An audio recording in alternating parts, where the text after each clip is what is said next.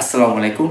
অষ্টম শ্রেণীর একটি ক্লাস, খুবই গুরুত্বপূর্ণ একটি ক্লাস, প্যাটার্নের এই অঙ্কটি যদি তুমি করতে পারো তাহলে তোমার প্যাটার্নের সকল সমস্যা সমাধান হয়ে যাবে। তুমি এই অঙ্কটি খুব ভালো করে করার চেষ্টা করো। অঙ্কটি হলো, দেখো তো প্যাটার্ন, দেখো তো 7, তারপর 13, 19, 25 ডট ডট একটি প্যাটার্ন। ক নম্বর প্রশ্নটি হলো 325কে দুটি ভিন্ন উপায়ে দুটি বর্গের সমষ্টির রূপে প্রকাশ করো। তার মানে দুটি ভিন্ন উপায়ে দুটি বর্গের সমষ্টির রূপে প্রকাশ করতে হলে আমাদের যে কাজটি করতে হবে সে কাজটি হলো 325কে অবশ্যই বর্গ মানে আমরা জানি স্কোয়ার, এবং সমষ্টি মানে আমরা জানি প্লাস, এবং দুটি সংখ্যা বলেছি। দেখো তো তোমরা যে কোনো মূল্যে তুমি দুটি সংখ্যা আনতে হবে, এটি খুব ভালো করে খেয়াল রাখতে হবে, এবং অবশ্যই এটার উপর স্কোয়ার থাকতে হবে। মনে করো তোমরা 5কে দুটি বর্গের সমষ্টির রূপে প্রকাশ করবে, তাহলে তুমি অবশ্যই দুটি সংখ্যা লিখতে হবে। দেখো তো দুটি সংখ্যা 2 প্লাস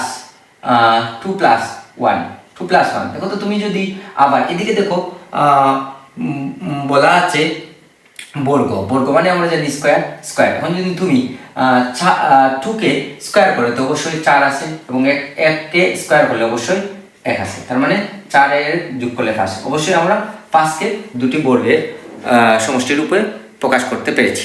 এখন তোমাদের এই প্রশ্নে বলা আছে 325কে দুটি ভিন্ন উপায়ে দুটি বর্গের সমষ্টির রূপে প্রকাশ। তার মানে তোমরা দেখো তো 325, অর্থাৎ যদি আমরা 17কে স্কোয়ার করি আমাদের আসে 298, এবং 6কে স্কোয়ার করলে 36। যদি আমরা দুটি সংখ্যা যোগ করি তার মানে আমাদের 325 পড়ে থাকে। তারপরে দেখো তো দুটি বলেছে, তার মানে একটি আমরা করে ফেলেছি, অপরটি হলো দেখো তো তোমরা যদি 15কে স্কোয়ার করো তোমাদের 225 আসে, এবং 10কে স্কোয়ার করলে অবশ্যই 100 আসে। যদি আমরা দুটি সংখ্যা যোগ করলে অবশ্যই 325 আসবে। এখন এই প্রশ্নে বলা আছে দুটি ভিন্ন, এখানে তিনটি ভিন্ন উপায়ে দুটি বর্গের সমষ্টির রূপে দুটি বর্গের সমষ্টির রূপে প্রকাশ করা, এটাও আসতে পারবে। তিনটি হলে দেখো তো তোমরা তিনটি, তার মানে 18 স্কোয়ার করলে অবশ্যই 324 আসে, এবং 1 স্কোয়ার করলে 1 আসে। যদি আমরা এটি যোগ করি তার মানে 325 আসে। এটি হলো তোমাদের ক নম্বর প্রশ্ন। ক নম্বর প্রশ্নটি হলো প্যাটার্নটিকে একটি বীজগাণিতিক রাশির মাধ্যমে প্রকাশ করে 52তম পদ নির্ণয় করো। তার মানে আমরা প্রথমে যে কাজটি করবো, আমরা প্যাটার্নটি লিখবো। প্যাটার্নটি দেখো তো, প্যাটার্নটি হলো 7, 13, 19, 25 ডট ডট ডট। তার পার্থক্য দেখো, প্রত্যেক ক্ষেত্রে 13 থেকে যদি আমরা 7 বাদ দেই 6 আসে, 19 থেকে যদি আমরা 13 বাদ দেই 6 আসবে, এবং এটা থেকে এটা বাদ দিলে অবশ্যই 6 আসবে। তারপর আমরা বীজগাণিতিক রাশি লিখবো। বীজগাণিতিক রাশির সাথে আমরা পার্থক্য দেখো তো, পার্থক্য 6, অবশ্যই তোমরা এটি দেবে, চলক হিসাবে থাকবে। এবং দেখো তো তোমরা যদি আমরা 6 থেকে 6 এর সাথে কত যোগ অথবা বিয়োগ করলে আমাদের প্রথম প্যাটার্নটি মিলবে, অর্থাৎ প্রথম প্যাটার্নটি কত আছে 7। যদি আমরা বিয়োগ করি, দেখো তো 6 এর মান যদি আমরা প্রথম লিখি, আর যদি এখানে আমরা মাইনাস লিখি 1, তার মানে 6 একে 6 আর 1 বিয়োগ করলে অবশ্যই 5 আসে। তার মানে আমাদের এই 7 সংখ্যাতে আসে না, তার মানে আমরা এখানে প্লাস করবো। যদি আমরা প্লাস দিই তো তোমরা দেখো প্লাস দিলে 6 এর সাথে যদি আমরা 1 যোগ করি তার মানে 7 আসে, তার মানে অবশ্যই আমাদের 6 প্লাস 1। এটা হলো আমাদের বীজগাণিতিক রাশি। এখন এই বীজগাণিতিক রাশিটি আমরা দেখব যে প্রত্যেকটা প্যাটার্নের সাথে যদি মিলে তাহলে এটি বীজগাণিতিক রাশিকে সমর্থন করে। দেখো তো তোমরা প্রথম সংখ্যা সমান 6 প্লাস 1। এখন দেখো তো 6 এর মান প্রথম, তার মানে 1 প্লাস 1, তারপর 6 প্লাস 1, তার মানে 7। দেখো তো প্রথমটি আমাদের মিলে গেছে। তারপর আমরা দ্বিতীয় সংখ্যা লিখবো। দ্বিতীয় সংখ্যা, তার মানে 6 প্লাস 1, 6 এর মান দ্বিতীয় মানে 2 প্লাস 1। দেখো 6 এর সাথে 2 গুণ করলে 12 প্লাস 1 যোগ করলে দেখো তো তোমরা 13 চলে আসে। তারপর দেখো তৃতীয় সংখ্যা, তার মানে 6 প্লাস 1, 6 এর মান তৃতীয় মানে 3 প্লাস 1। দেখো 6 এর সাথে যদি আমরা 3 গুণ করি, 3 গুণ করলে অবশ্যই 18 আসবে, 18 প্লাস 1, 18 সাথে 1 যোগ করলে অবশ্যই 19 থাকে। তারপর দেখো চতুর্থ সংখ্যা সরি এখানে সংখ্যা হবে চতুর্থ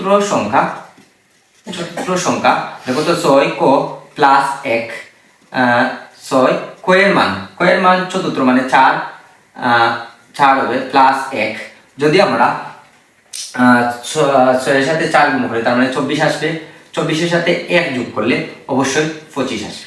এটি হলো আমাদের প্রত্যেকটা সংখ্যা মিলে গেছে। তারপর প্রশ্নে বলা আছে 52তম পদ কত। 52তম পদ করতে হলে আমাদের লিখতে হবে 52তম পদ অর্থাৎ 6 ক প্লাস 1 6 কয়ের মান 52 প্লাস 1 তার মানে 6 এর সাথে আমরা 52 গুণ করব। ক্যালকুলেটরের সাহায্যে আমরা 6 এর সাথে 52 গুণ করব। তার মানে 6 গুণ 52 হবে 312 এর সাথে 1 যোগ করব। 312 এর সাথে 1 যোগ করলে 313। এটি হলো আমাদের খ নম্বর প্রশ্নের উত্তর। এটি আমাদের খ নম্বর প্রশ্নের উত্তর। এটি খুব গুরুত্বপূর্ণ একটি প্রশ্ন। এটি তোমরা খুব ভালো করে বোঝার চেষ্টা করবে। যে কোনো বীজগাণিতিক রাশি জন্য তোমাদের এটি কাজে আসবে। তোমরা খুব ভালো করে অষ্টম শ্রেণীর ছাত্রছাত্রী এটি খুব ভালো করে করার চেষ্টা করবে। আশা করি তোমরা এটি বুঝেছো। এখন আমরা ঘ নম্বর প্রশ্নটি করার চেষ্টা করব। তো প্যাটার্নটির প্রথম 130টি পদের সমষ্টি নির্ণয় করো।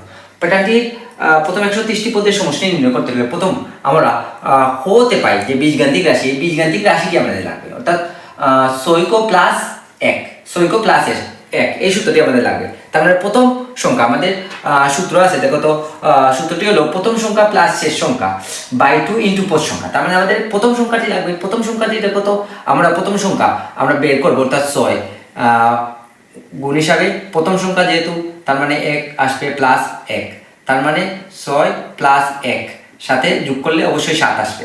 তার মানে আমরা প্রথম সংখ্যাটি 7 লিখব। তারপর প্লাস শেষ সংখ্যা, দেখো তো তোমরা শেষ সংখ্যা আছে 130, তার মানে শেষ সংখ্যাটি হবে 6 প্লাস 1 6, তারপর কয়ের মান 130 প্লাস 1, যদি 6 এর সাথে 130 আমরা গুণ করি তার মানে 780 চলে আসে, প্লাস 1 যোগ করলে 781 চলে আসে। তার মানে আমরা শেষ সংখ্যাটি পেয়েছি 781 ইন্টু পদ সংখ্যা। পদ সংখ্যা অবশ্যই 130 বাই 2। তারপর আমরা এটি যোগ করব, ক্যালকুলেটরের সাহায্যে এটি আমরা যোগ করব, অর্থাৎ 7 যোগ 781 যোগ করলে আসে আমাদের 7 8 8 গুণ হিসাবে 130 বাই 2। তার মানে এখন আমরা গুণ করব, অর্থাৎ 7 8 8 এর সাথে গুণ করব আমরা 130 আমরা গুণ করব। 130 গুণ করলে অবশ্যই আমাদের আসে 1 0 2 4 4 0 বাই 2। এখন আমরা 2 দ্বারা ভাগ করব, 2 দ্বারা অবশ্যই ভাগ করব। 2 দ্বারা ভাগ করলে আমাদের উত্তর আসে 5 1 2 2 0। এটি হবে আমাদের গ নম্বর প্রশ্নের উত্তর, অর্থাৎ প্যাটার্নের প্রথম 130টি পদের সমষ্টি হবে এটি। তোমরা এই প্রশ্নটি খুব গুরুত্ব সহকারে করার চেষ্টা করবে, অর্থাৎ 130, তারপরে 140, তারপরে 50টি, তারপর 60টি, এরকম প্রশ্ন আসে। তোমরা এই সমষ্টির অঙ্কটা খুব ভালো করে করার চেষ্টা করবে। প্রত্যেক প্রশ্নে ঘ নাম্বার প্রশ্নে তোমরা এই প্রশ্নটি পাবে, তোমরা গুরুত্ব সহকারে এটি করার চেষ্টা করবে। ওকে, সবাইকে অনেক অনেক ধন্যবাদ।